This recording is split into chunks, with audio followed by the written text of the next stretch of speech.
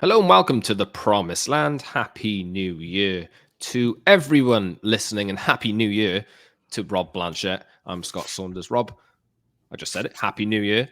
How's it kicked off for you? Happy New Year to you as well, Scott. How's it kicked off for me? Oh, well, it still kind of feels a little bit like 2023, doesn't it? No, new year, new us. We'll be trying to do some new stuff on the Promised Land this year. But I don't know, Scott. We're here in the Man United universe. How do you feel about everything, Scott, going into 2024? Well, hopefully we'll get a new version of Man United at some point this year. I don't think it'll happen anytime soon because we're reacting. Well, we'll look back a little bit at the defeat at Nottingham Forest, which came about in the usual fashion. United conceding goals from cutbacks, and how many times can you make the same mistake? I think we counted like nine times they've conceded that goal this season in all competitions. God. And United are now, I think they're 7th in the league. They could even go 6 points or 5 or 6 points off 6th place in the league this evening. When West Ham play Brighton. If West Ham win, United will fall even further behind. It looks a little bit like United are drowning. They're falling into the abyss, disappearing without trace, it seems at the moment, all under the watchful eye of Dave Brailsford from INEOS, who's been there for the last couple of games. And obviously we know what that means. We know Brailsford is there. We know that appointments will be made above the manager. What will they do with the manager? We'll talk a little bit about that today, how his position is shaping up under the watchful eye of new ownership. And we'll talk about a few things today as well. It's a new year, but same old topics. Why are they conceding goals so easily? What's with the energy in the team? Where's all the chances? They're not making any. What's Erik ten Hag's job looking like? How long will he stay in it? 10 more weeks? Who knows? We'll talk Rafa Varane's contract, Victor Lindelof's contract, some January transfer news as well. Who could leave? Could anyone come in? We will see. Plenty to get through today, actually, Bob. United don't play until it's next Monday, isn't it? The next game. Yeah, it's a while away. Obviously, we've got FA Cup season now starting, and then obviously the next league game is, I think, Spurs, isn't it, in 2 weeks' time? We're kind of in this faux English winter break now that they've kind of squeezed in there, but it does mean that there is now a period without football, and it's kind of like FA Cup will be the focus, won't it? Is your last chance to maybe win a trophy. United only played 2 games in January. I know. It's crazy, isn't it? So what are we going to do on the podcast? Oh, I'm sure with what's going on at Manchester United, there will be loads to talk about. Now we are in the January transfer window, Scott. We're already here. So I think there's going to be a fair few things to discuss. Mm-hmm. New year, new us. I don't know. We'll see. We would like to obviously try and improve as best we can. Maybe we'll get a jingle this year, Rob. Yeah, a theme tune. If anyone out there wants to write us a theme tune that obviously won't infringe copyright rules on the internet, then please get in touch. Yeah, and we really appreciate, as we said last time, really appreciate the support that you gave us, all the love that you gave us throughout 2023, even some of the criticism. We welcome it. Obviously, it's all a discussion. I think you guys know, if you've been listening for a while, we try not to be overly over the top. We try and take things in our stride a little bit and have a bit more measured conversation than you'll usually see on social media and TikTok and some YouTube channels, this kind of thing. And some other podcasts even. But we'll be fully going ahead as we have been on the Promised Land, and hopefully we'll get a theme tune at some point. I'll try and sort it out, and we'll try and bring you better content than we ever have before. And that's why you should subscribe wherever you get your podcasts and watch us on YouTube, the Promised Land, a Man United podcast. Like the video, subscribe, leave a comment, hit the notification bell so you don't miss a show as well. And we're on Apple, Spotify, Google, etc. If you'd like to subscribe on audio, follow us on social media as well at @Scott Saunders. One of my New Year's resolutions, Rob, is I have to embrace.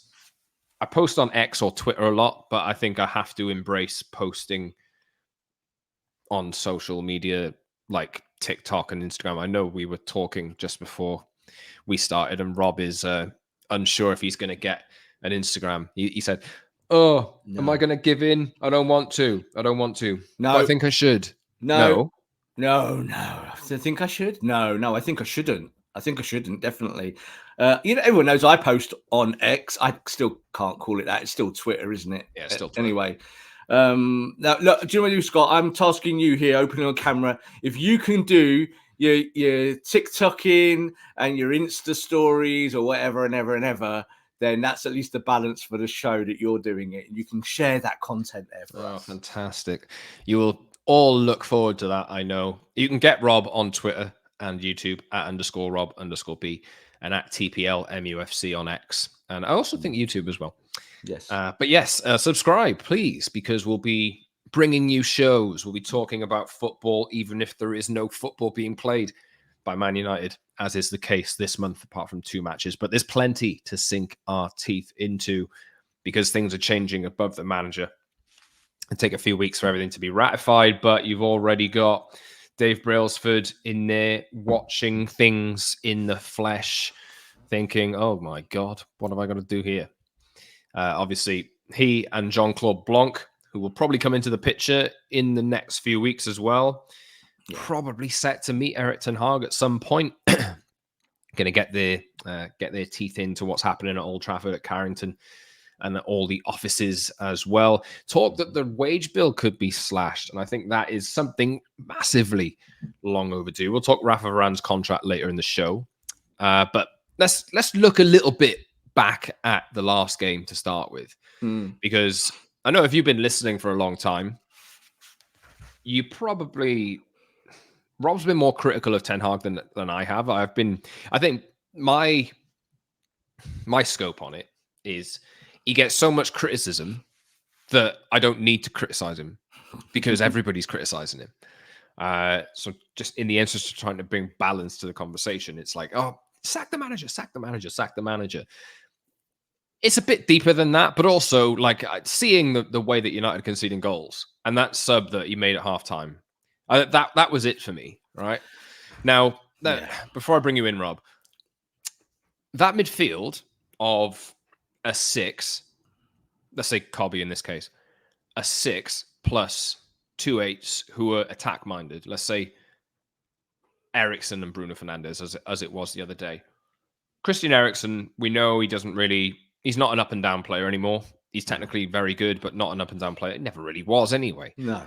But when you're asking your midfield to cover every blade of grass, Bruno Fernandes can do it in terms of in the tank, maybe not in his mind. But when you... Sorry, I'm just laughing at you saying that. Like he can do it in the tank, but he can't do it in his mind. Yeah. It's like that is the fundamental problem, isn't it? I think there's a stat that Bruno Fernandes covered more ground than anybody in 2020. I read that. But like, he's run more than the Premier League. It's like they don't play the Premier League. It's like that's not actually a good thing. Maybe run less and do more up here and affect the game. That's so funny though, because that's the perfect way of describing Bruno Fernandes. It's that he thinks he can do it. Problem is, we've watched him try and do it. He can't do it. Yeah, what I'll say, right, is if you want to play that midfield 3, right, you need a defensive midfielder at number 6.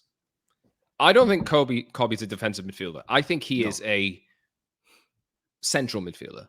Yeah. Right? Who's playing deeper. I think that's what he is. I think box to box. What you need, he's a box-to-box player. So I think you play him in one of the 8s. Yes, right? Please. God, and then you give that allows you the balance. Like, he has a lot of... you can see it from early on. He's pretty intelligent. He knows how to receive the ball. He can get out of sticky situations in possession. He can distribute the ball, this kind of thing. Use him as one of your 8s, right? Yes. And I know that they don't have a defensive-minded player in there because Casemiro is injured and Amrabat he's out for another month because he's going to AFCON, but I don't know where he's been recently. But they don't have much more than that. And certainly Scott McTominay is not a 6. And I think they need somebody who's just going to sit in there, and I'm going to take Rodri as this example, the prototype of a player that you need in there who's just going to sit in front of the defense and potentially come out if he needs to.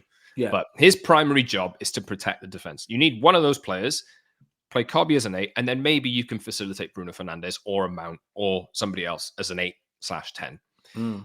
Do not, and we've been seeing this all season, please do not abandon this thing, man, because you're not helping yourself. And I'm talking to the manager here. he's under a lot of scrutiny, and it's right because he's lost 9 matches in 20 in the Premier League. They're out of the Champions League. They're 7th in the league. They're falling fast away from the Champions League places. And you bring Kobbie Manu off for Scott McTominay at halftime in this match, and every single person watching saw it coming. I posted that Ralph Wiggum heartbreak gif from The Simpsons when I saw that sub was happening, because I knew what was happening. And then what do you know? 2 goals are conceded because Scott McTominay can't hold his position. And I'm not blaming McTominay here. He's just not that type of player. So it's on the manager to stop playing him there. But sorry, I've gone on for long enough. Go on, Rob.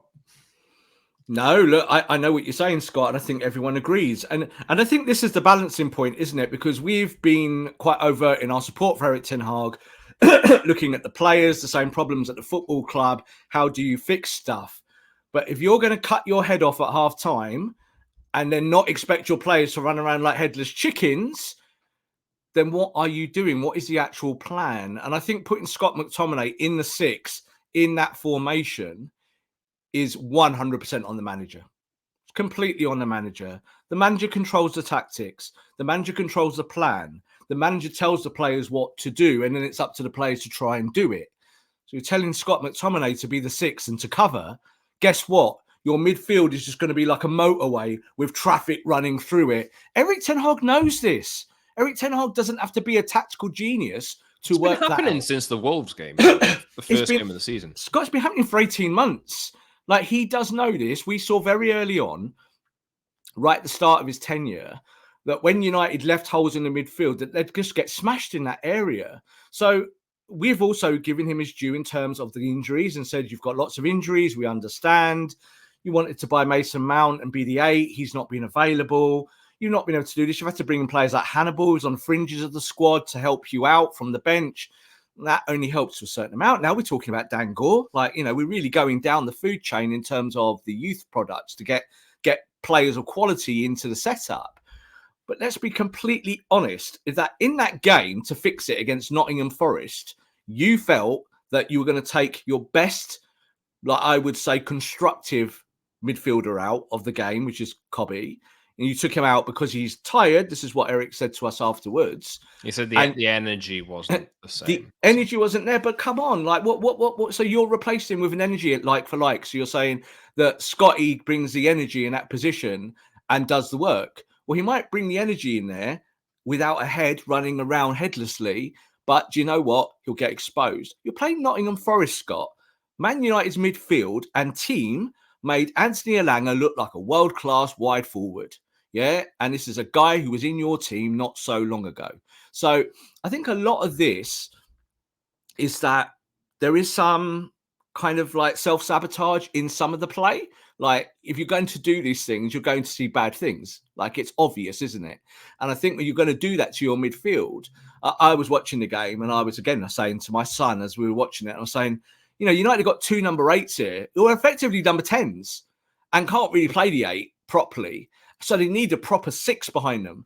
But I don't think Kobbie's a proper number 6. And I'm telling you, Scott McTominay is not even a midfielder half the time. He's a centre forward in his brain. So you're doing all these things and you're going to lose more football matches, but you're at a crossroads now with a new owner and a new boss. The reason why Dave Brailsford is sat there in the stands, Scott, is to show us that they are there watching.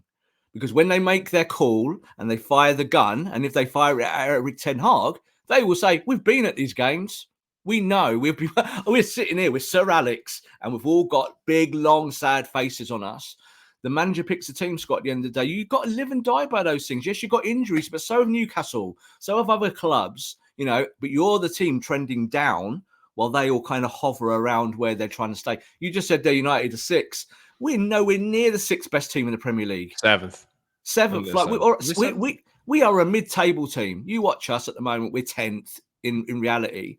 One thing just to add there, Scott, which was a lot of the stats coming out after the back of the Forest game, is that United are effectively last in their attacking metrics in the league, 19th and 20th. You are below Luton in some of your attacking metrics. It is a joke. That's not on it. That's nothing to do with injuries. That's everything to do with function. about what you're trying to do. This United team doesn't quite know what it is and still doesn't. Even with the injury, Scott, the players coming in might not be as good, but they should be able to attack and do certain things and be maybe the 15th best team in the league, not the 19th, not the 20th. So that's what they'll be looking at when they make these decisions over Erik ten Hag, because they'll be saying that to the manager and saying, how comes you guys can't even get a shot off? Like, what is actually happening here? You set Marcus Rashford up with one chance, Scott. He scores. Maybe set your strikers up with more chances. Maybe go there, like go attack teams. But United are not doing that at the moment, and I think that is a worry. No, I'm not saying at all. Like, and I know that people are. You have to be fully in one direction. Like I said at the top of the show, like, that's not kind of what this podcast is. Not why I am anyway. It's you know, I'm not saying get him out. I'm not saying sack the manager. Like, some people have seen enough, and I completely get it because we've been seeing this for a long time. And you're completely right to feel that way if that's how you feel.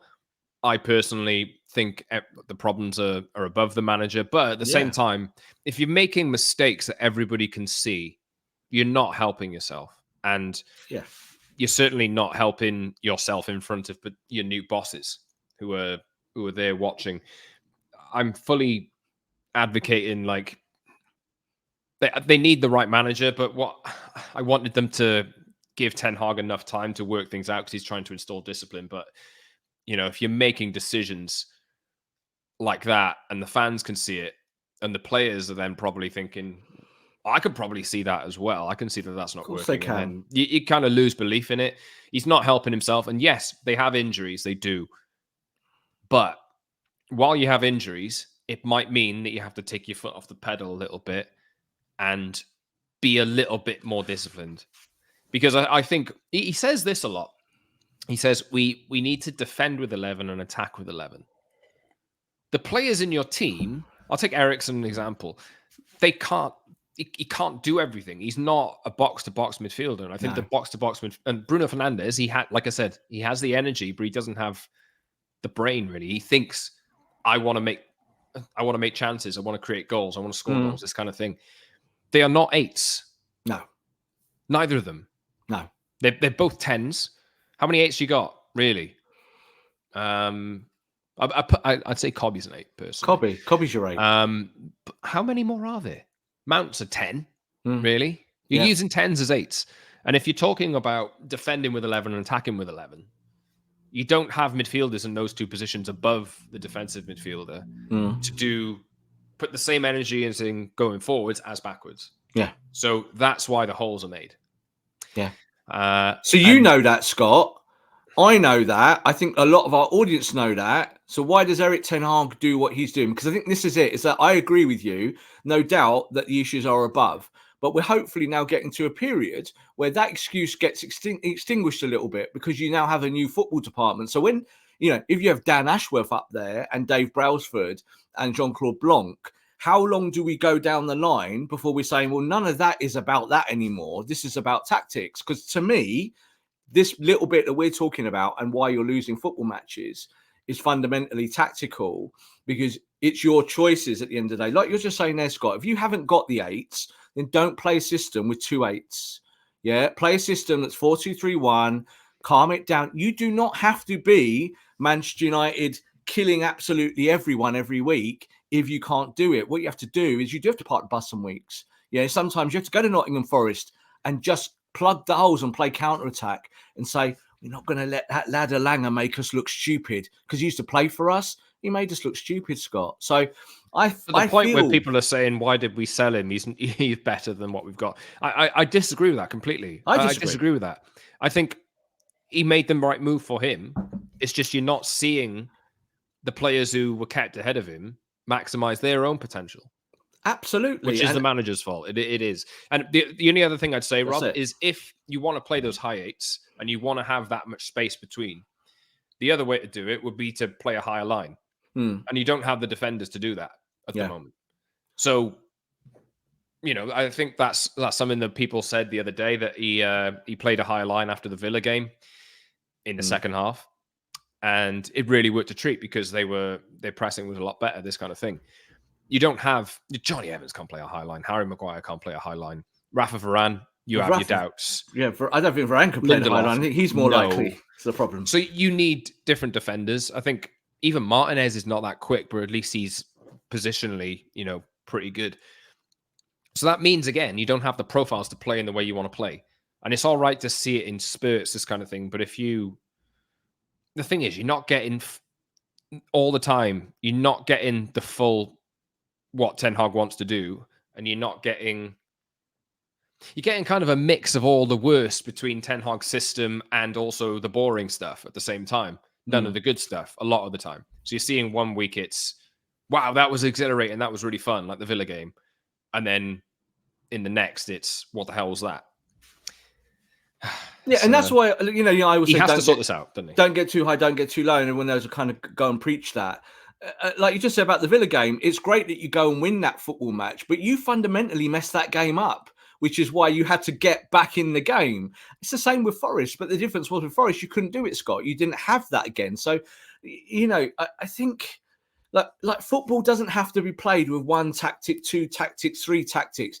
There's dozens and hundreds of things you can do on a football pitch to negate the opponent and to make sure that you don't just cut your own throat. And Man United are constantly cutting their own throat in football matches. Now, we can say that you haven't got the players to do what you want to do, then you're going to have to do something different because you're losing games. You've lost 9 Premier League games. 9. It is January. It is unacceptable. So again, Scott, I always imagine this just in normal business, like in our jobs and other jobs, is that if you're sat there with people from above, they're going to say things to you like to Erik ten Hag. They'll be going, we understand what your problem is. We understand you haven't got the players you want. We understand that you've lost games, you've had injuries. But mate, why are you doing this? Because it doesn't make sense. So I think this is the problem for Erik. I understand why people are getting frustrated by it because I watch the games and at half time, what were you and me sending each other? Crying emojis because we saw the half time and we saw what he did and he brought on Scotty and you were like, well, we're done. He must know, and this is what gets me impassioned is that I have the faith in Erik ten Hag and I have the sympathy. But I'm watching all of this, Scott, and I'm like, yeah, but you are hurting yourself here. You can't excuse it. And it's not in the name of progression. It's not like, well, do you know what? We're doing this now, and in 3 months' time, it'll be fine because everyone's on the same page. No, it's the same problems that it was last year. And when you got injuries last year, Casemiro went out the team, and then you lost Martinez, obviously, to his injury at the end of the season. You were terrible. You were awful at the end of the season after you won the League Cup. It's the same form now. It's not any different. It's exactly the same problems, but you're on 6, 7, 8 months onwards, and you haven't found solutions within the network of players that you already have, Scott. So you just said there about high line. If you want to play a high line and those players don't do it for you, you've got a 19-year-old called Camboala who can play the high line. So play him now. Yeah, swallow your pride. Play a youngster again, like we said about Cobby only 3 months ago when people saying you can't play a kid in there. I think we all now believe that Cobby's our best central midfielder, don't we? You want him in every game, and that's sad. But I think Camboala, if you were playing him at the end of the season, you'll be going, yeah, he's a starter now because he's that good. So, Garnacho, probably our best forward on the left-hand side. It's sad that we're saying that about 18, 19 and 20-year-olds. I think Erik ten Hag has to facilitate that, Scott. The excuses will run out, and they'll run out very soon, Scott, because you've got a new boss upstairs who will want some kind of instantaneous changes in what you're doing as well if they're going to give you hundreds of millions of pounds in new footballers. So Eric's not cutting the mustard, I'm afraid. And I fear for him. I totally do. New year, new podcast. New football club. We've never... I'm sure maybe people will listen to this if they've listened for a few months and thinking, wow, this is really critical of Ten Hag. I don't think we've ever been this critical of Ten Hag. I've always been. I know you have. Yeah, because I want him to succeed. I have faith in him. He was the manager I wanted, and he's still the manager I want. I don't really want Graham Potter. I don't want the alternatives. But if he's losing games in the way he's losing games, Scott, then you have to be accountable. And unfortunately, even if your players are the same players from regimes gone by and you'd like to buy new players, you haven't got 4 years. You haven't. You've got 4 games to prove that you can put a set of tactics out there that at least compete with other Premier League teams. Scott, you're 20th in the metric and some of those metrics, the attacking metrics. It's unacceptable. That has got to come from the manager. You have to take responsibility for that. It seems like the only real way they create chances at the moment is either on the counter-attack when that becomes available, or from a high press. Like Garnacho intercepting the ball from Turner at the weekend.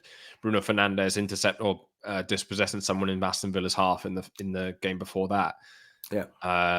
There was a counter-attack goal, which it was a nice move, which was disallowed because of offside in the Villa game as well. But it's just not good enough, really, is it? And I know that Rashford got a goal the other day, but you got to see more. You have to see more, and I think it's not in my running order, but Anthony. Yeah, I'm with you. I know what you're going to say. And we've backed him as well. I've given him a lot of chat. I've given him time and a lot. Like I really have.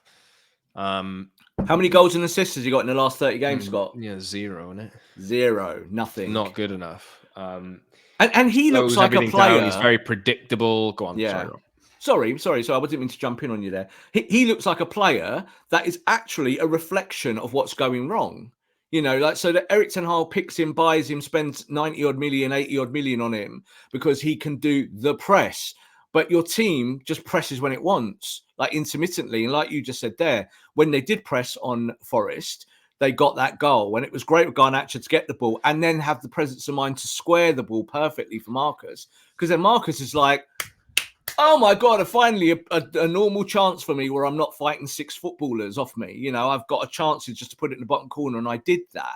But I think the problem there, Scott, is like you say about Anthony, is that if that isn't working, and you have to find different ways of doing it, it's just the way it is, and you have got still 20-odd players at your mercy. We're just seeing a lad walk out the football club. And this isn't on the running order, but obviously Donny van der Beek has gone. Right. And this is a player who was brought to Man United to do a certain function, to be someone that fits between the 8 and the 10, to be able to be a third man runner, to give you stuff. We've never seen a good performance out of Donny van der Beek, except maybe the 10 minutes where he came on his debut, scored a goal, and that's it. That's his career in one highlight. But this is a manager that knows that player and still couldn't get more out of him. He was someone that you could have used at some point. So this is why I look at this and I kind of go, I get why he's looking at, say, Eriksen and Bruno as the 8s. But if you can't play that system, don't play that system. Do something different. Bore the pants off us and win 1-0. I said it off camera. Forest have got a brand new manager in Nuno. I don't think Nuno's a tactical genius. You can already see that Forest team has some different tactics and is doing some different things. It's a new manager bounce, as we call it. Eric's been with this lot now for 18 months, Scott. It feels like that new manager bounce kind of happened in the middle of last season for 20-odd games. And in this season, it feels like he's been there 100 years. So it's not a good look. And I want Erik to succeed. But with every game, Scott, we get something worse. And we kind of go, he said at the end of the game, Scott, I made that tactical change at halftime. It was a tactical change and I stand by it and I don't regret it. If you don't regret it, mate, it's on you.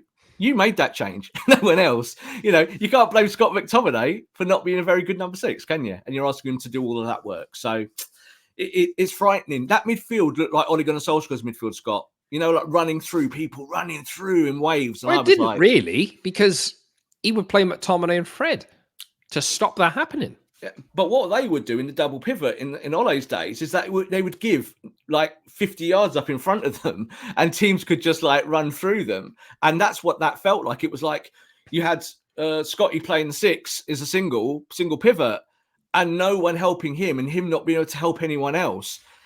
And you've got to put that fire out if you're the manager. You've got to slow the game down and go, whoa, stop.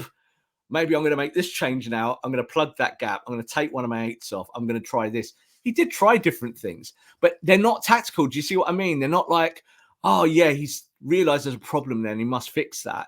It's like he's trying to do the same 4-1-4-1 thing for 90 minutes and you get to the end of games and you're looking ridiculous. So I don't know, Scott. That's what, if I'm Jim Ratcliffe putting billions into a football club and into a football team, I'm saying, hang on, if I'm going to give you new players, tell me what you're going to do because I don't see it. Well, no, but it shouldn't be on the manager, should it? No. But he's part of it. He's part of it. Yeah. Like we've talked about Bruno and Marcus and other players. These are the cornerstones of your club. And if they don't cut the mustard in certain areas, you still have to be critical of them, even though you might like them. We like Erik ten Hag, but I see the criticisms. I'm like I'm throwing it back at him and saying find solutions, because you haven't got as long as maybe people would want, Scott. Like, you've got weeks, I think, here to sort this out, because if you get 6 weeks into the future and it's as messy or worse, you're probably going to be 10th in the table if you're lucky, and you'll probably get sacked. And that's it. They're not going to sit around forever and just say, if you look at what Ratcliffe has done at Nice, he's done that. He's gone through multiple managers with managers that he liked. And he went, no, you tried it. It didn't work. Off you go. I'm trying this manager now. Right. Okay, that hasn't quite worked. And they've fallen on someone somewhere down the line that works for them. That's kind of how they do it in football clubs. So I'm worried about Erik ten Hag. I am, because he's not affecting football matches from the touchline. And that's all a manager can do in a football match.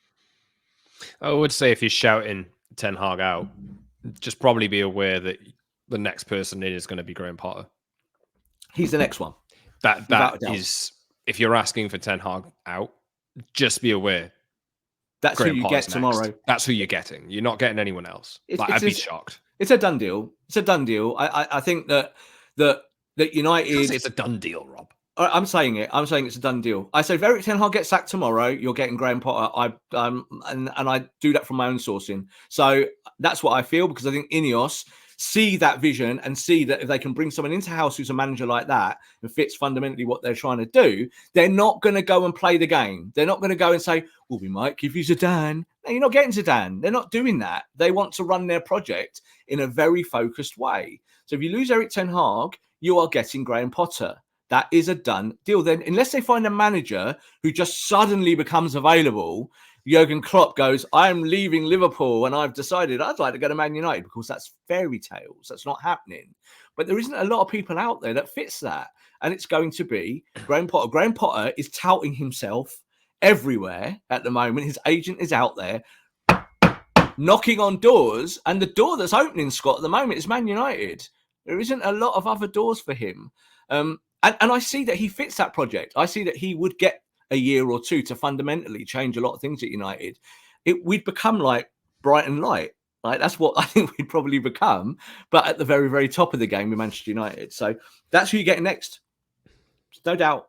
Yeah, just be ready. Yeah. And if they go that route, we have to accept it, because it is their money. So do you, if you're listening. Totally. Like that's how I feel, is that I'd rather give Erik another 6 months or a year and can carry on the project. But you can't make these decisions that fundamentally kill you in football games. If you do that, you're gonna swing for it. It's gonna be the end. And there's no way that billionaires will sit around and watch it. Like, Dave Brailsford sat there, Scott. Have you seen his face? Like, you can read it. He sat there going, what am I watching? But that's what we're all feeling as well. And we've been with this football club through every last bad day, haven't we, in the last 10 years and beyond. So I don't know. I want it to be better for Erik, but he's got to make some certain decisions out there that mean you get better football. All right. So follow us on social media at @_Scott Saunders on X, Instagram, TikTok, @_Rob_B on X, and YouTube, and at TPL MUFC on X. Get in touch with us. How long's Ten Hag got? We're not Ten Hag out. We're not Ten Hag out, but we are Ten Hag play better football. My summary is he's not helping himself, and it's getting hard to defend him, even for me, who I've defended him the whole time. I really have. And I can defend him if he's going to play boring football, because I've seen what he can do in very, very small doses. I've seen what he can do if everything comes together. And let's say if he gets a perfect team of all the players that are perfect for his positions, maybe things will work out. But he's got to get to the point where he's got to see it out long enough to get to that point.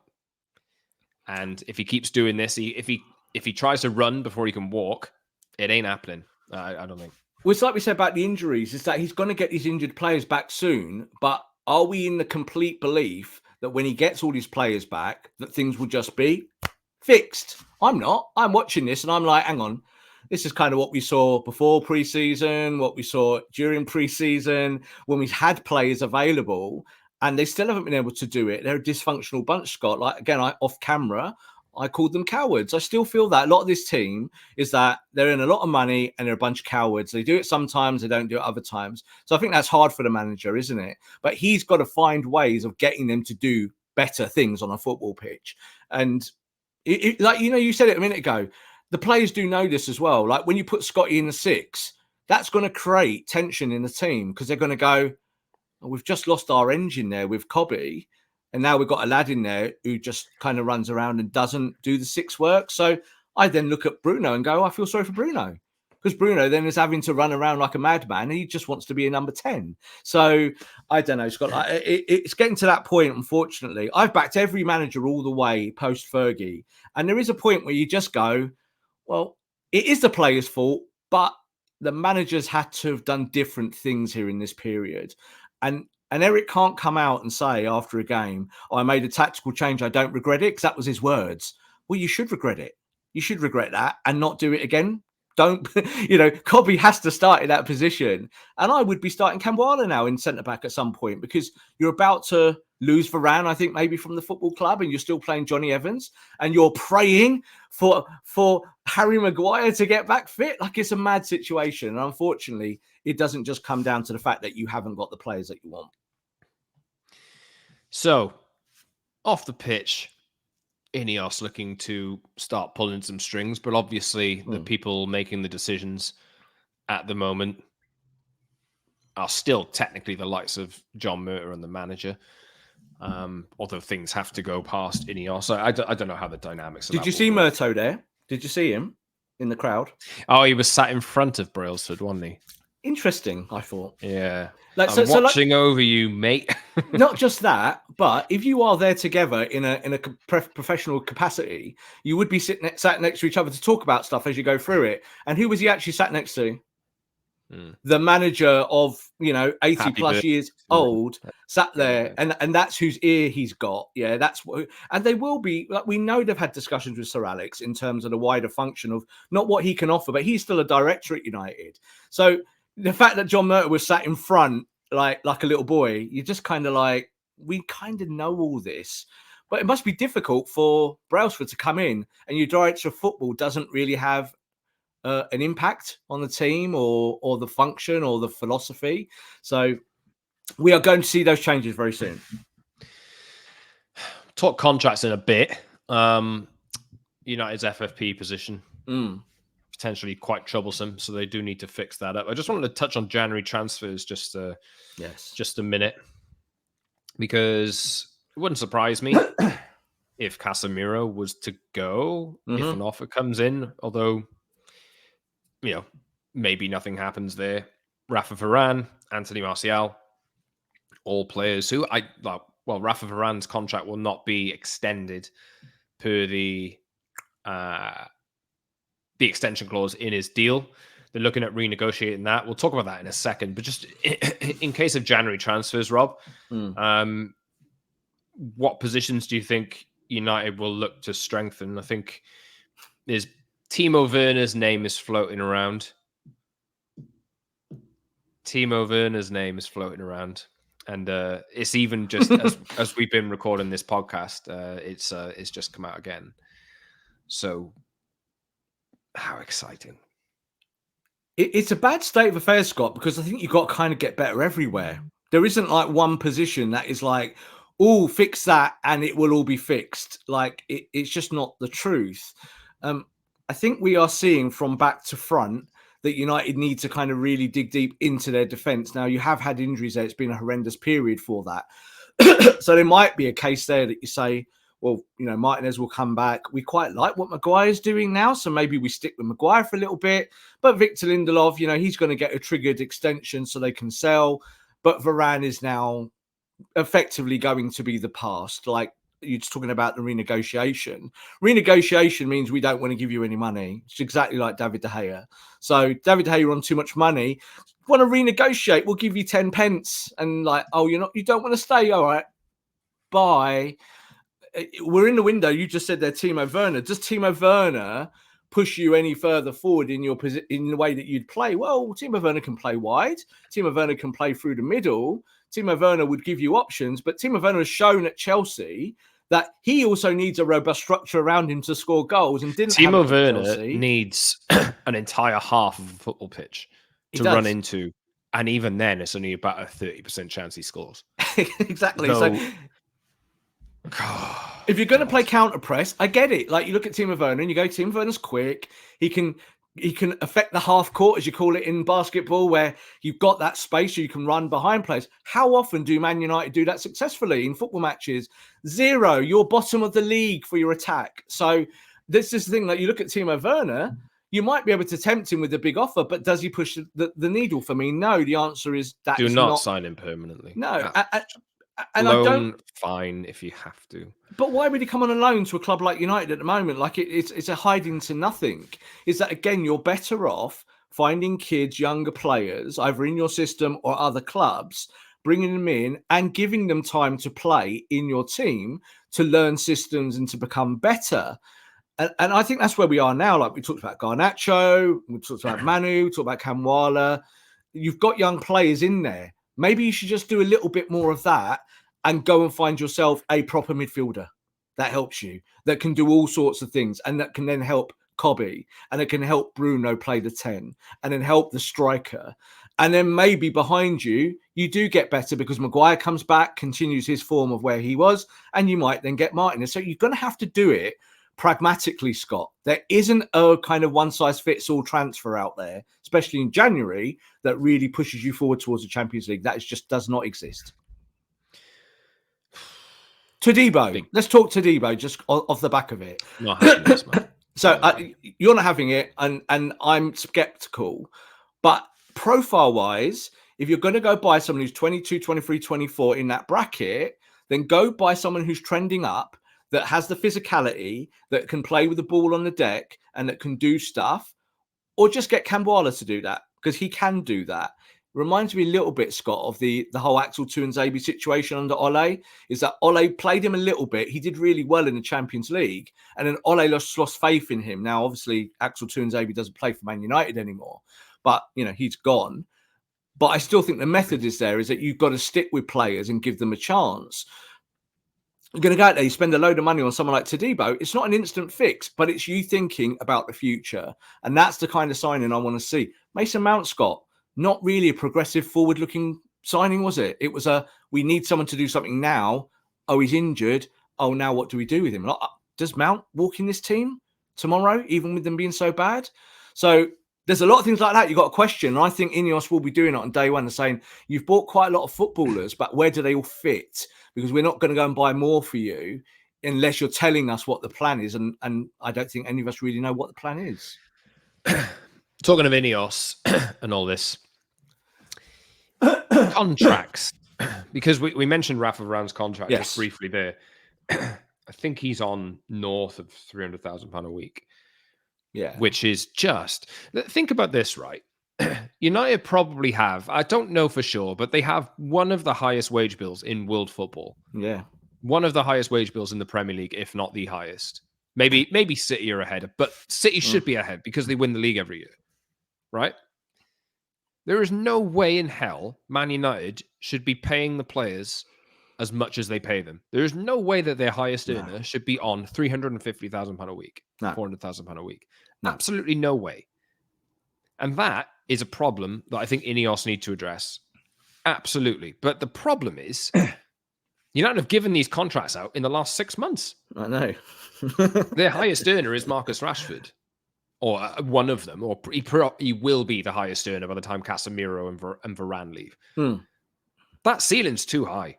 Absolutely way too high. And then you got Jadon Sancho, who's not far off him. Hasn't played football this season. It's a mental way of doing business. Absolutely crazy. So when you look at the news this week is that Lindelof's contract is being triggered for an extension. Rafa Varane's isn't, but they are looking at renegotiating with Varane. Yeah, Rob's coughing. Renegotiating with Varane over taking less money, probably on a 2-year deal, I would say. That's what I would guess would happen. Not to say that Varane would accept that, because he can probably get a move to a successful team as a squad player for 2-3 years and actually challenge for trophies, Bayern Munich, or he could end up in Saudi Arabia, or he could just leave the club for free and just see what happens and get out of this mess. Yeah. And I think I know Varane is a lot of people's favourites. There was a moment the other day, like I think it was in the Forest game, where Varane found himself like just on the edge of the Forest final third as there were a bunch of players in the box and the ball came out to him and he just lumped it in the air. Yeah. And I was like, what are you doing? What are you doing? Control the ball. There's nobody around you. He lumped it in the air and gave it away. I'm pretty sure he gave it away. And I was thinking, you can't work with no. Varane as a defender, fantastic, absolutely fantastic. But at the same time, this was another classic case of Real Madrid can't believe their luck. And we all looked at it at the time and thought, oh, wow, what a signing this is. What a player this is. He's barely available 50% of the time. No. So I think it's the right move. And I hope that is one that's being driven by INEOS. I wouldn't even bother renewing it personally. I think if you have to get rid of four centre-backs in the summer and bring in 3, and then rely on Martinez, Cambuala, plus another... I don't know. They're probably not going to have that much wiggle room, but if you can... That needs a facelift, that position. It really, really does. Strikers, you need another one as well. But the difference between the Varane contract extension not being taken up and the Lindelof one being taken up, I know, Rob, you said Victor Lindelof needs to leave about 28 times on this pod. Lindelof's contract is probably a lot easier to shift than Varane's because he's on, a third of the money, probably. Yeah. And I know that there's been interest in Lindelof from the likes of Serie A, this kind of thing over the past few years. So that's probably a contract where you can recoup a bit of money. Nobody's buying Varane unless it's Saudi Arabia. No. So I think that's the reason why they've looked at it like that. Maybe Lindelof does stay another year and he's used as a rotation option, which I'm sure is music to Rob's ears. But this has got to be... They've got to address this wage structure because it is beyond belief. And it's the reason why they're in the FFP position that they're in, or one of the reasons. It's beyond belief how big some of these contracts are for these players. They should be middle. They should be like 5th or 6th. I know that their revenue is massive and this kind of thing, but relative to their position and their success over the last few years, they either finish 4th or 7th or 6th. So you should be in that ballpark. You're not. You're in the top 2-3. It's crazy. If you decide to spend all that money on your wage bill over a period of time and you're not winning everything or getting close to winning everything or competing, then you're doing it wrong. It's just that, isn't it? And like you just said there, like the day you buy Varane, everyone's happy. Like I was happy. You go, yeah, Varane's a great player. He's done this, he's done that. Him walking out in front of us. I remember I got the word that morning that it was going to happen. And I was really excited. I was like, wow, Varane's going to walk out there and it's going to shock this stadium. Everyone's going to be so happy. And that's what it was. He took his picture in front of the Stretford end. But as we've seen this season, is that Varane can only help you so much. Like in that last game, Scott, I actually think he was the problem, not Johnny Evans. And that's not a good look. This is Johnny Evans, 36-year-old, who just got relegated with Leicester City, and he's now kind of your best defender on form. That's not a good look. You're not helping yourself. So I think when it comes to Varane, I think the truth is that Man United do not want him to stay at the football club. Is that this is the same with the De Gea situation, is that they'll say, we are renegotiating. No, you're not. You don't want to pay it, so you're not going to pay it. That's what it is. And you need to move him because he is literally, Scott, I think in the top 2 or 3 highest paid defenders in the country. Yeah, across the board. And I think he's top 10 in any position. So someone who earns best part of 300 grand a week better help you win football matches every single week. They better be fit every single week. You've got to get somewhere forward thinking with them.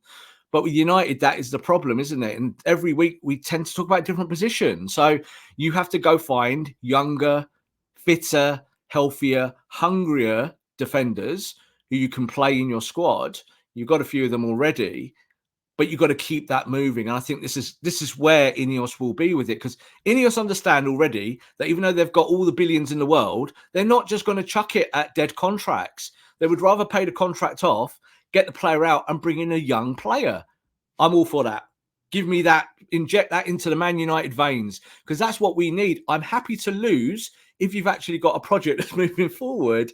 I'm not happy to lose when you're paying people 300 grand a week to jog, because they still are a bunch of joggers, Scott. Like, that's the problem.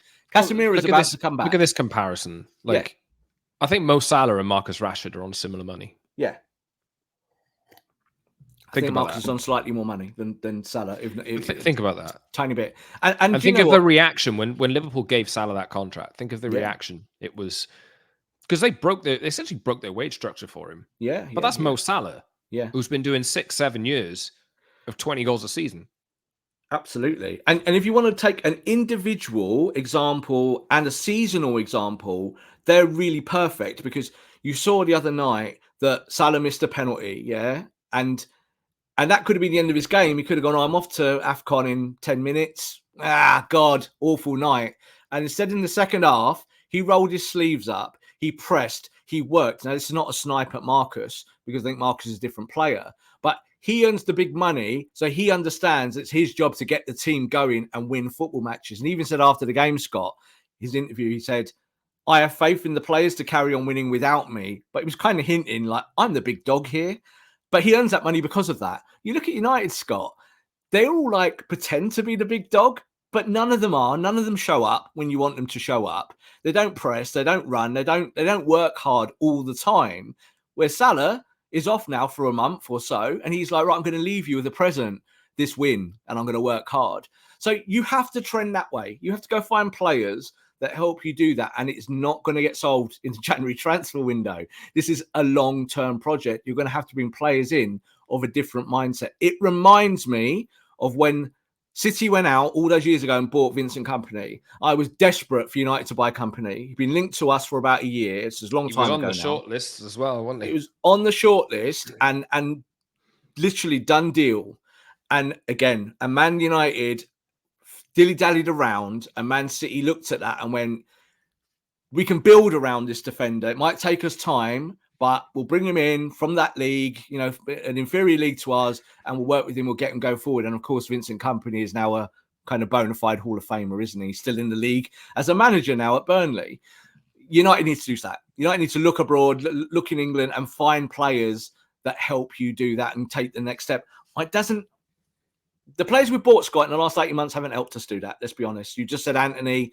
We talked Casemiro. We talked Fran. None of them have been needle pushers. I just hope, fingers crossed, that Martinez can come back from this pretty bad injury that he's had and can hit the ground running, because he's going to get judged, isn't he? Is that if he starts having bad games, we're going to be going... He's really been the only one you can call a success. Yeah. The Butcher's lost his cleaver, like it's going to be. I can see the headlines already in the next few weeks and months. And it will be unfair on him, like it is unfair on Luke Shaw when he comes back, gets rushed back. And it's like, oh, Luke Shaw looks a little bit jaded. It's like, yeah, he's had a bad injury. We have to work with these players and slowly bring them back. I see the manager trying to do some of that, but also I see the manager being very, very rigid with his tactics and not really wanting to change things. Right. Okay. That was tougher than I thought. We weren't going down that route, were we? We weren't gonna. But we will be back regularly, even though United aren't playing much football. Yeah.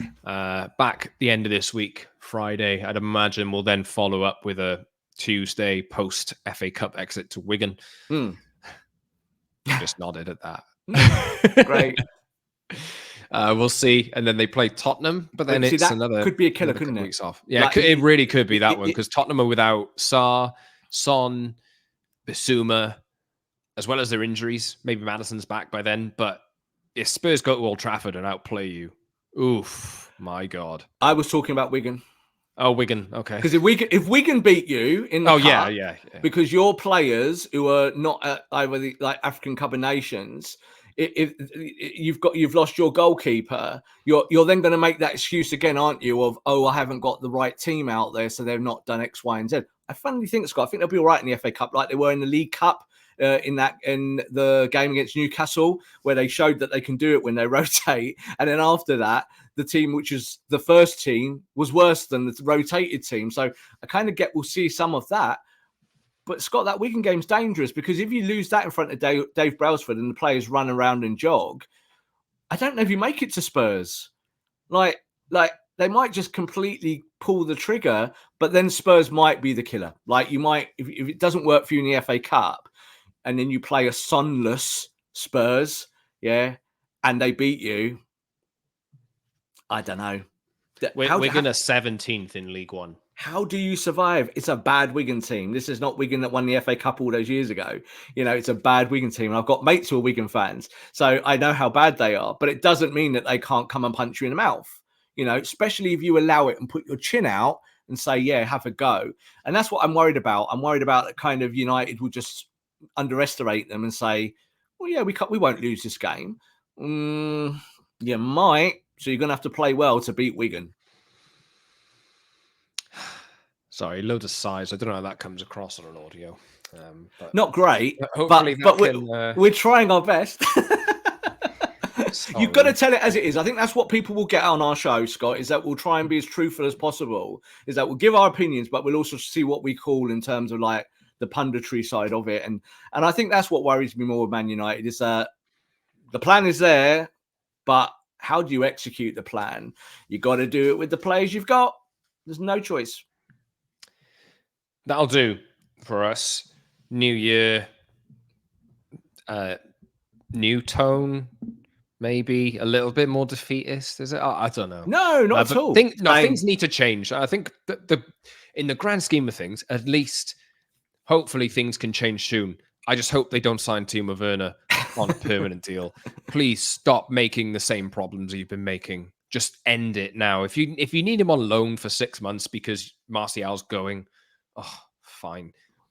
Choupo-Moting, Thomas Muller, all these names are floating around. God, just if you have to do it, just do it for 6 months, right? Get Weghorst back if you have to, just for 6 months. That's you saying that. For 6 months, but like let's turn the page. Let's start to turn the page now. Don't commit to anything that you're going to regret in a year's time, please. That's what I'm saying. Well, let's leave it at this as well, right? Erik ten Hag has said 2 things very distinctly. 1, I've not had time to speak to INEOS. I don't believe that. I don't think that's true. And 2, the other caveat, I want to work with them and they want to work with me. I'm not 100% convinced by that either. I'm not convinced that they are going, this is our guy yet. They might somewhere down the line go, yeah, we like Erik ten Hag. We've liked what he's done in the first few weeks since we've been here. But I don't see that at the moment. I don't see Dave Brailsford sat there. And they've not actually come out and said that, Scott. Like, I know we're going through ratification, but they've not said, Eric's our guy, we want to stick with him. Because when results are as bad as they are and performances are as bad as they are, they know the pressure is on them as the new entity at Man United to make changes. And that includes the playing staff and the managerial staff. So that's where we stand at the moment. It's not new year, new us, but hopefully a new set of brains up top at Manchester United in the boardroom that can give us a proper football direction, because the manager comes somewhere down the line there. For me, it's not the most important man at the football club today. Hopefully in the future, that's where you get to, where your manager can reflect what your philosophy is at the football club. But he has to make the decisions along the way to get to that point. And it's absolutely hard at the moment. It's difficult at the moment. But anyway, yeah, let us know what you think. Get in touch with us on social media at @_Scott Saunders, @_Rob_B, and at TPL MUFC. Thanks again for listening last year. Please do so this year and tell your friends about it. If your mates are United fans, just tell them about it. Even if they're not and they want to listen to some Man United ramblings, let them know to listen to our podcast, which you can find on YouTube, and you should subscribe to it as well if you haven't already there. Apple, Google, Spotify for audio as well. The Promised Land of Man United podcast. Like the video, subscribe, leave a comment, hit the notification bell as well. And we'll see you later this week for another Promised Land podcast episode. The good news is that we don't have to talk about a defeat in between the next 2 podcasts because there's no football. I think it's going to be quite a lot to talk about still. Like there's going to be now in the January transfer window. I think we're going to be talking a little bit more player-specific things, because you might get a shock one day, wake up and Casemiro just gone out the football club and you're like, what happened there? So I think there's going to be a lot to talk about, because there's going to be a few things, I would say, in the makeup of the squad that change in the next few weeks. Have a great week, everyone. Happy New Year. And we'll see you soon for another Promised Land podcast from Scott and Rob. Until next time.